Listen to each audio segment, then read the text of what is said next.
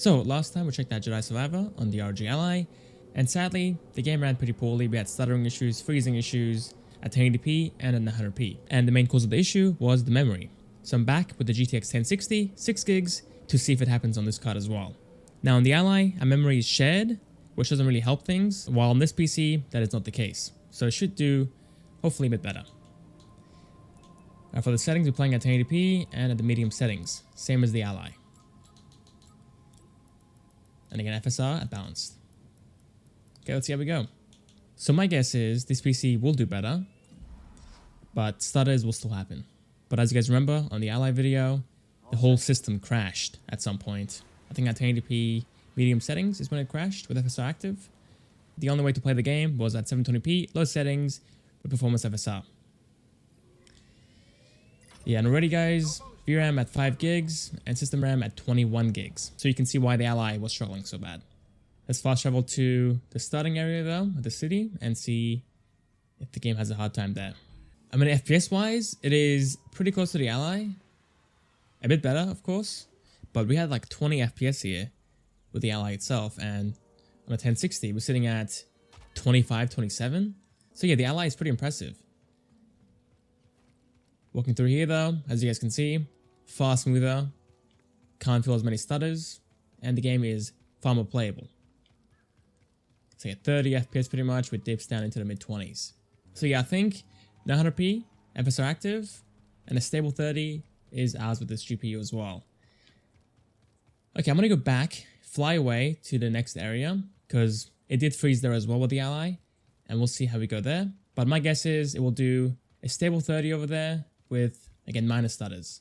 It's crazy how this card is still keeping up today.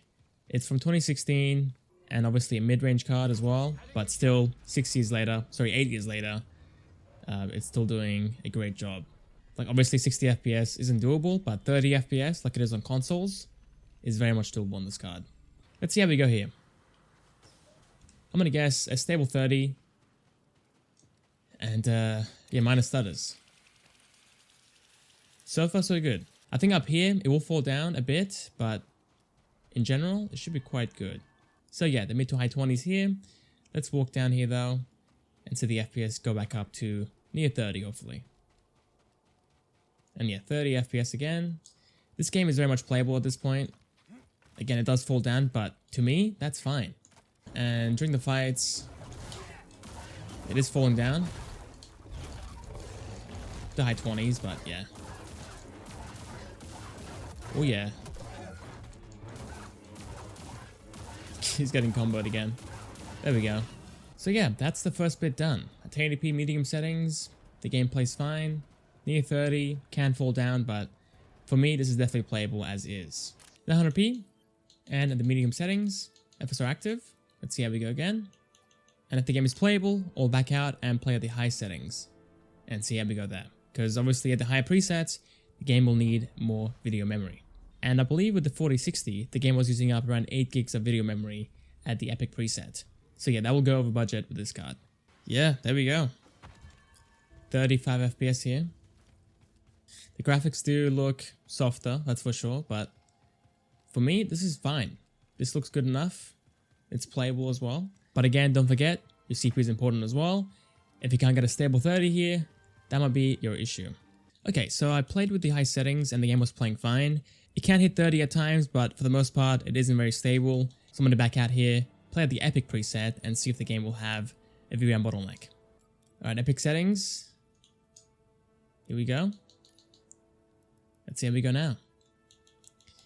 With the 4060, we had around 7.5 gigs of usage. Let's see how we go with this card. Alright, Epic settings, let's see how the card handles this now. Surprisingly, I mean, near 30 again. That is... I'm honestly shocked. But let's see if the game freezes at all.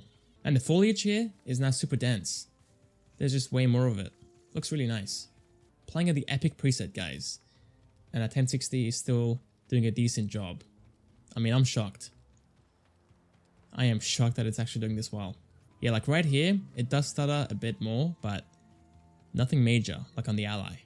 So yeah, again, I think the Ally X will have this game playing really nicely. The CPU is good enough, so is the GPU, So again, our main bottleneck is the shared memory. And lastly, playing on an actual level. Let's see how we go.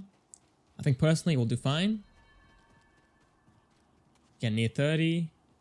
But we shouldn't see too many stutters or any major ones or any major freezes. Yeah, the card is doing fine. I'm liking it. But again, don't forget, the CPU and your RAM are also important. You can't use a 10-year-old CPU on this game. I mean, it might do okay, but you know, it all depends. This video is mainly focusing on the GPU itself, so don't forget. We'll keep going there for a little bit longer, just to see if there's any... How does it grab me every time? Fine, I'll jump early this time.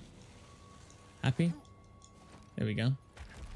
So yeah, I think we're in the clear now. I've been playing for a good while now, and I haven't had a single freeze or any major stutters. So I think this game is definitely playable on this card. So yeah, that's pretty much it, guys. That is the GTX 1060 on Star Wars Jedi Survivor. Hope you guys enjoyed. Thanks for watching. I'll see you guys next time for the next video. See you guys there.